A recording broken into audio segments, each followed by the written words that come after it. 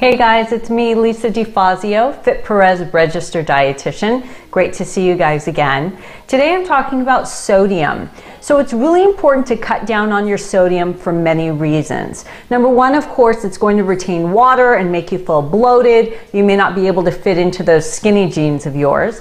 In addition, a lot of sodium in the body holds on to water. It can increase your blood pressure, and for many people with diabetes, it can also contribute to kidney problems.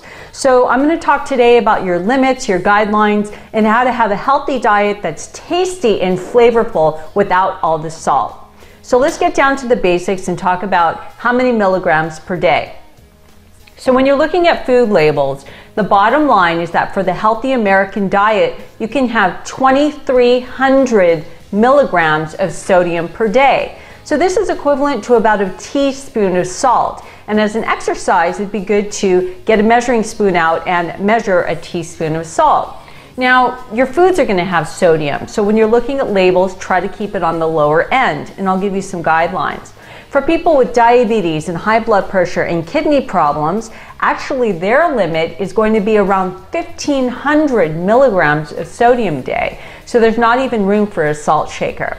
So what I like to do is use a lot of seasonings that don't have the sodium. Some of my favorites are Mrs. Dash. Mrs. Dash has a great line of seasonings that are flavored. This one is the Southwest Chipotle seasoning. So you throw this on your chicken or your beef and it adds a lot of flavor. Lemon pepper is also a really good one. This lemon pepper, for example, is only going to have 30 milligrams of sodium. I throw this on scrambled eggs and chicken, and a lot of my other dishes when cooking adds a lot of flavor without the salt. The powders are also good. Onion powder, garlic powder, this is not going to have as much sodium versus something like garlic salt. So as I'm looking at the label here, this says 240 milligrams of sodium for a quarter teaspoon. So if you're sprinkling that on, you're probably going to use half a teaspoon to a teaspoon, and it really adds up. Another thing that I like to do is use lemon. So lemon juice is going to add a lot of flavor to your marinades and your chicken and fish dishes without the sodium.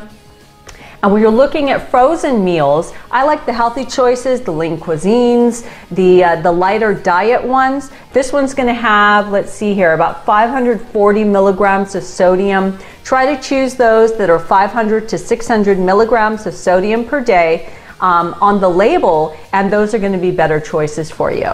Also soy sauce, that's going to be loaded. So I get the reduced sodium soy sauce. They usually come in the green packets at the sushi and Chinese food places. This one has 460 milligrams for a tablespoon, but the regular stuff is going to run close to 900. And I have the orange juice here because you can use orange juice and pineapple juice to make really neat marinades for your chicken and your fish and your beef without all that sodium. So it really livens up your dishes. So remember, the bottom line is going to be 2,300 milligrams of sodium per day, 1,500 if you have diabetes or high blood pressure, and keep an eye on those labels. As always, send me your tips and questions at tips@fitperez.com, and check out my website, lisadefazio.com. See you guys next time.